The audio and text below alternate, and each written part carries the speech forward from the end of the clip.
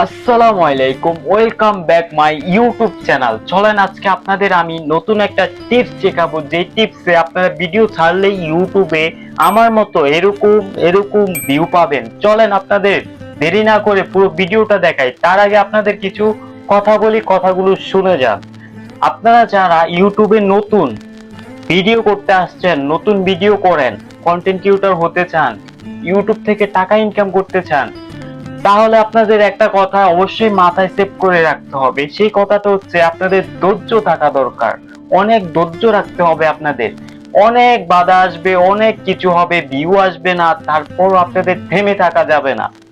Video viral করতে হলে, video করতে হলে, ইউটিউব থেকে টাকা ইনকাম করতে হলে অনেক কষ্ট করতে হবে, অনেক কষ্ট, অনেক ধৈর্য ধরতে হবে।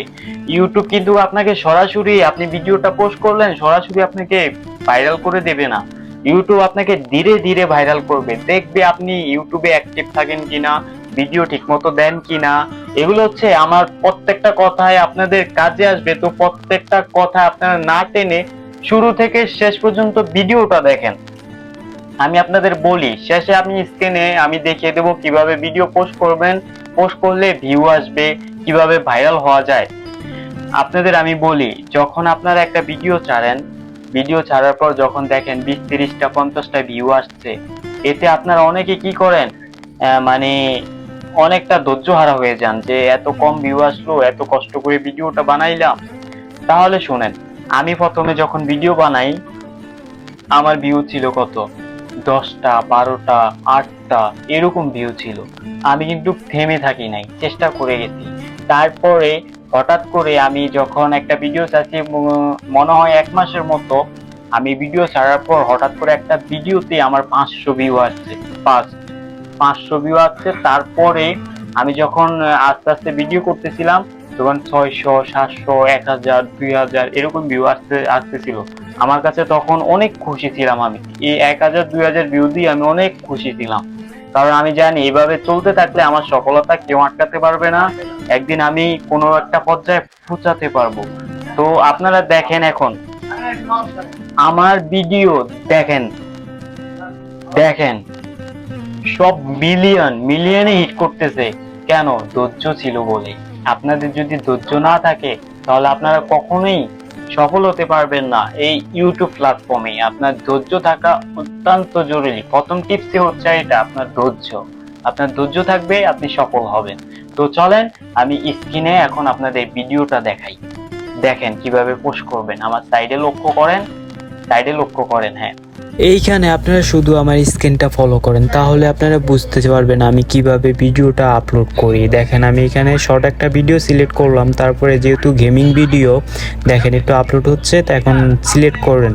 আমি সিলেক্ট করার পর এখন এখানে গেমিং ভিডিও দিলাম, তারপরে ফানি একটা হ্যাশট্যাগ দিলাম, তারপরে দিয়ে দেখেন যেভাবে আছে ঠিক ওইভাবেই রাখবেন। যেহেতু এই ভিডিও না, তাহলে আপনার কিছু করার দরকার নাই।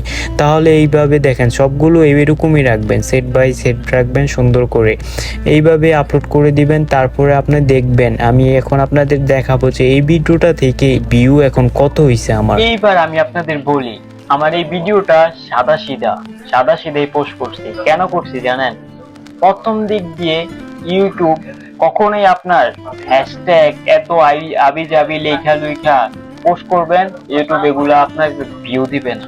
কারণ বুঝবে আপনি নতুন অবস্থায় যদি অনেকটাই স্মার্ট হতে চান, তাহলে ইউটিউব আপনার চাল ধরে ফেলবে, বুঝতে পারছেন? তাই সহজ সরল ভাবে পোস্ট করবেন। যেমন দেখেন আমি কিচ্ছু করি নাই, শুধু খালি আমার এই ভিডিওটা হচ্ছে একটা gaming video, just gaming video, এমন একটু ফানি টাইপের, তাই একটু ফানি একটা হ্যাশট্যাগ আমি শুধু ইউজ করছি এটাতে।